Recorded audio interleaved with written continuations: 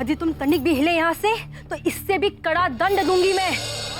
बहुत धूप लग रही है, मैं जल रहा है। धूप भी कितनी तीखी है।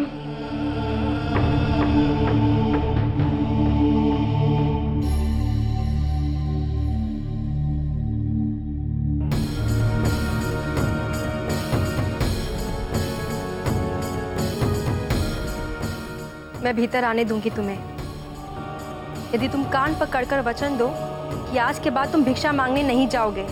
माँ, ये तो धर्म के विरुद्ध जाना होगा ना। धर्म धर्म धर्म, जाने कैसे मूर्खों वाली पट्टी पड़ा गए तुम्हारे पिता तुम्हें।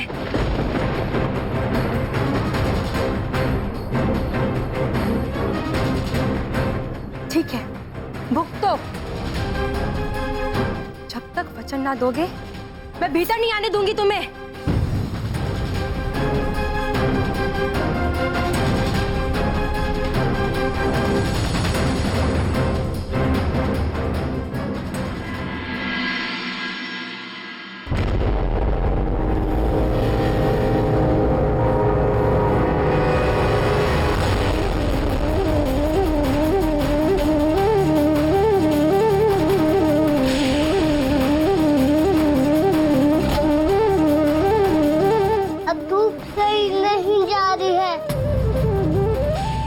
पानी पीना है, पानी चाहिए।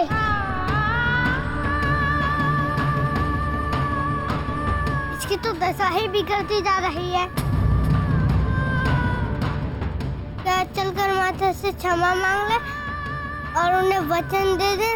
नहीं, पिताजी ने सिखाया था ना कि धर्म के मार्ग पे बहुत सारी कठिनाइयाँ आएगी। भगवान श्री कृष्ण ही हमारी रक्षा और सहायता कर सकते हैं। हमें उनसे ही प्रार्थना करनी चाहिए कि वो हमारी सहायता करे।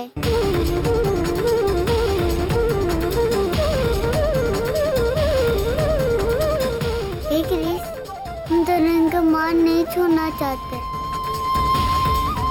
पिताजी की बात मान हम डटे रहना चाहते हैं, किंतु ये कड़ी धूप हम सही नहीं जा रही। हम क्या करें प्रभु, हमारी सहायता करो। हमारे पिताजी कहते हैं कि सच्चे मन से आपको पुकारूं तो आप अवश्य सहायता कर जाते हैं। हे कृष्ण, हमारी सहायता करो प्रभु।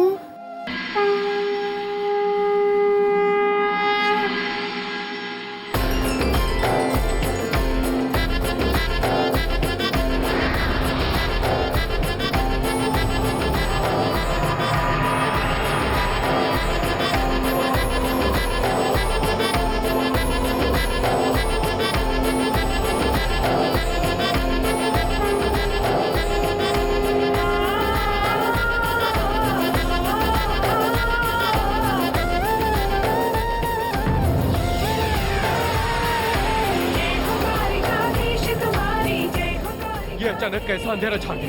ये कैसा ग्रहण लग गया? सूर्य देखो। शीघ्र घर चलो, न जाने कैसा संकट आने वाला है।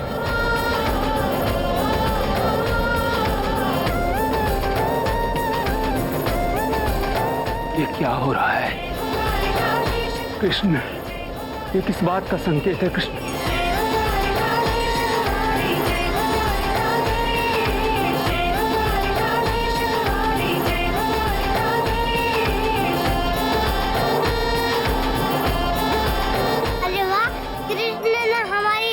सुन ली, डूब तो गई।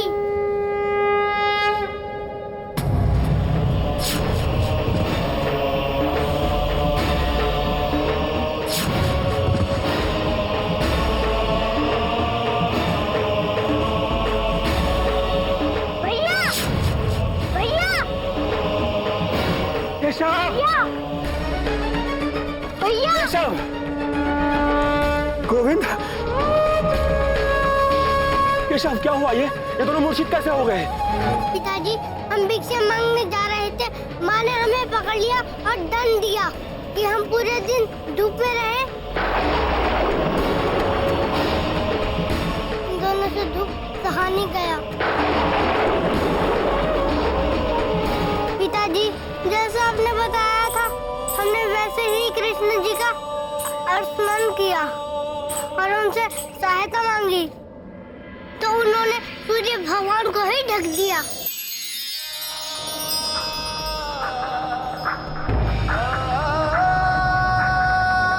तब तक ये दोनों मूर्छित हो चुके थे।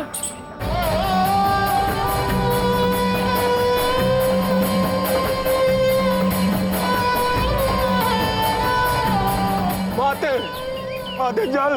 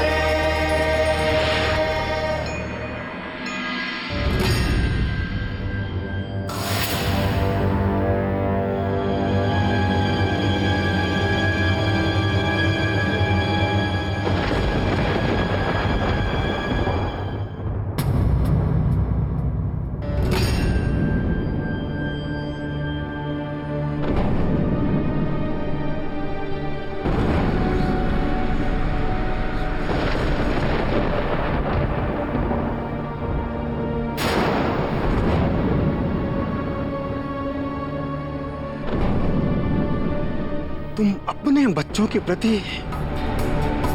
इतना कठोर कैसे हो सकती हो? इन्होंने ऐसा कौन सा जघन्य अपराध किया था सुशीला? इन्हें ऐसा दंड दिया तुमने? मेरी संतानें होकर ये भिक्षा मांगने जाए, क्या ये कोई छोटा अपराध है? एक ब्राह्मण जब भिक्षाटन करता है तो वो कोई लज्जा की बात नहीं होती, वो धर्म की बात होती है, कर्म की बात होती है। मेरे बच्चे तो अपने धर्म का पालन कर रहे थे। ये ज्ञान कहीं और जाके बांटिए आप। ये बच्चे धर्म क्या जाने? ये तो मात्र अपने पिता की कही बात का अंधे बहरे बुद्धिहीन अनुसरण कर रहे हैं। रही बात आपके त्रिलोकी नाथ की, उन्हें इतनी ही चिंता होती आपकी बच्चों की तो वो आपको सद्बुद्धि देते। सुशीला, तुम भगवान पे भी संदेह कर रही हो? तुम अनुचित मार्ग पे निकल चुकी हो सुशीला। मेरे बच्चों को भी उसी मार्ग पे ले जा रही हो, किंतु मैं उन्हें उचित और अनुचित का अंतर आपको समझना है, मुझे नहीं। किंतु आपको यदि मेरा मार्ग इतना ही अनुचित लग रहा है, अपने पुत्रों की इतनी ही शत्रु लग रही हूं मैं, तो रखिए इनको अपने साथ।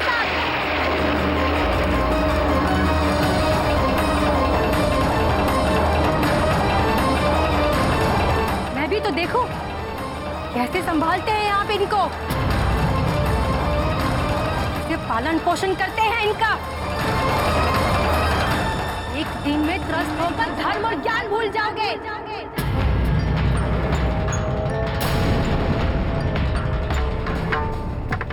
ए मोहन, तुझे भी जाना है तो जा अपने पिता के साथ। नहीं माता, मुझे तो आप ही के साथ रहना है। पिताजी के साथ जाने पे खाना मिले या ना मिले, मैं यही ठीक हूँ।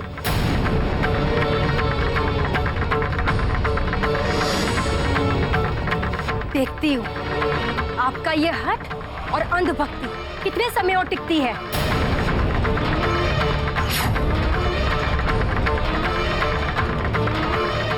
चल मोहन।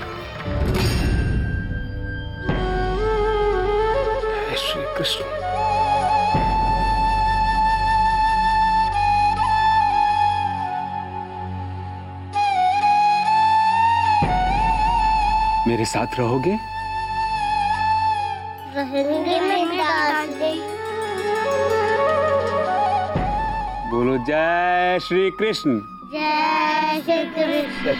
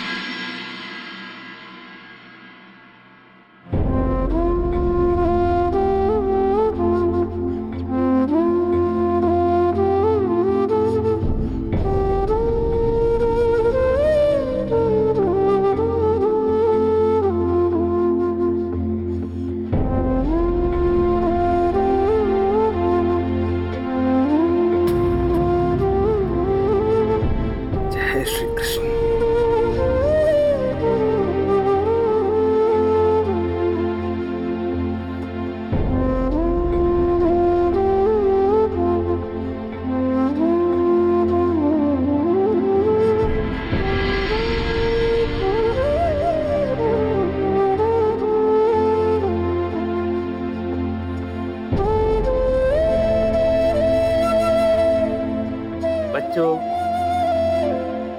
भोजन ग्रहण करो। पहले कृष्ण जी का भोग लगाएंगे, फिर भोजन करेंगे।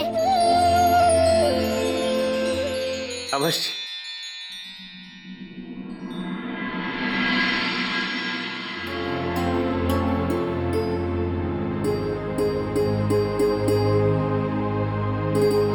सत्यभामा, क्या हुआ? किस सोच में डूबी हो? स्वामी, हमें सुशीला भाभी और सुदामा जी के बीच का ये अलगाव देख बहुत दुख हो रहा है। कितना प्रेम हुआ करता था उन दोनों में, वो भी उस दरिद्रता में। सुदामा जी के आने से पहले सुशीला भाभी भोजन का एक दाना तक ग्रहण ना करती थी। उनका दिया जैसा भी हो पहन ओढ़ लेती थी। ये धन उनके उस प्रेम को खा गया। कुछ कीजिए ना स्वामी, उन्हें पुनः एक दूसरे के निकट लाई। अपने मित्र के उस टूटे परिवार को पुनः जोड़ क्यों नहीं देते आप? देवी, इस पृथ्वी पर सब कुछ नियत है। बारिश की पहली बूंद से लेकर प्रलय तक, समय से पहले मैं कैसे कुछ कर सकता हूँ? सही समय है। नहीं स्वामी, प्रेम के लिए भी भला कोई सही समय होता है क्या? आपको अभी के अभी कुछ करना होगा। ठीक है सत्यभामा, तुम हट कर रही हो, इसलिए मैं प्रयत्न करके देखता हूँ।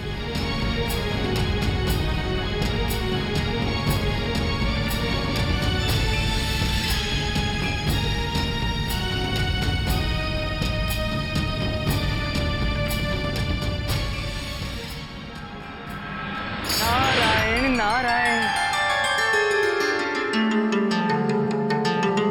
प्रणाम प्रभु।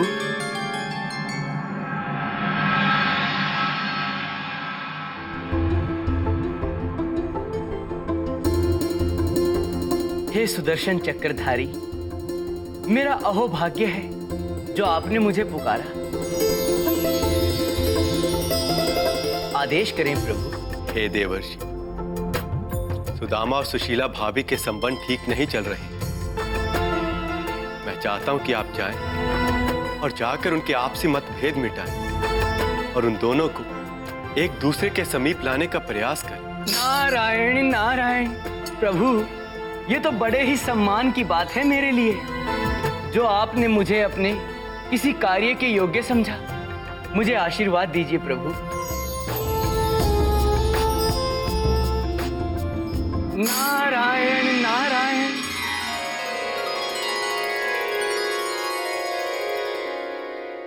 सुदामा जी,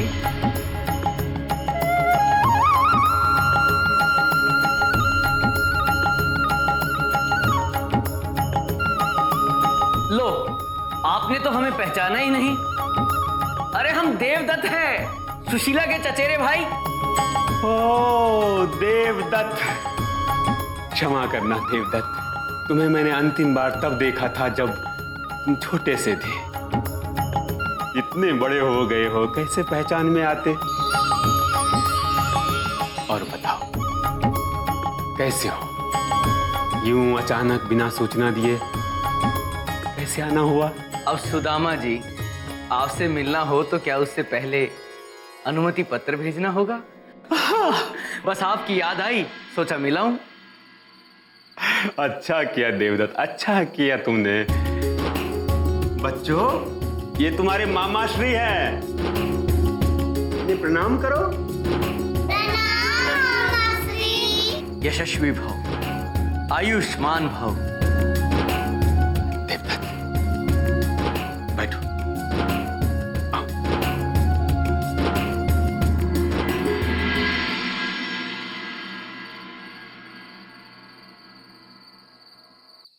और सुनाओ।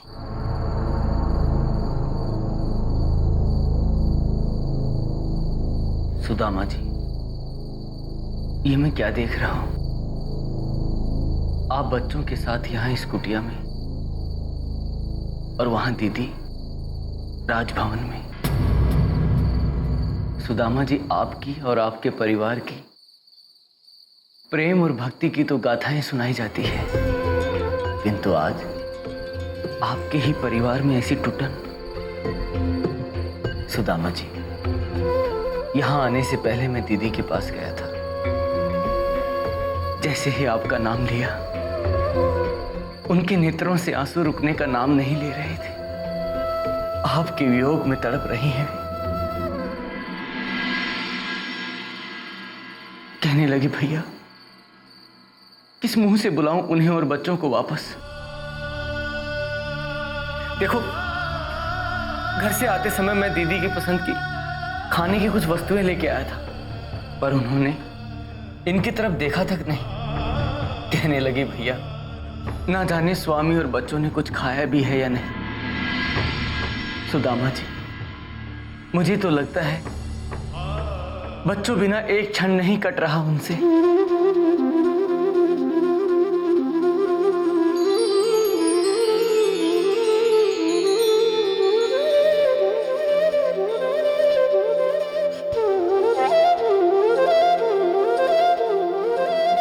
सुदामा जी, आगे एक अति आवश्यक कार्य है, मैं रुक नहीं पाऊंगा। अब मुझे चलना होगा, मुझे आज्ञा दें।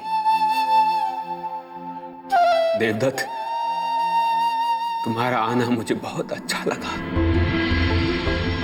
समय निकालकर पुनः आना। जैसी प्रभु की इच्छा होगी वैसा ही होगा। जय श्री कृष्ण। जय श्री कृष्ण। अब मैं चलता हूँ।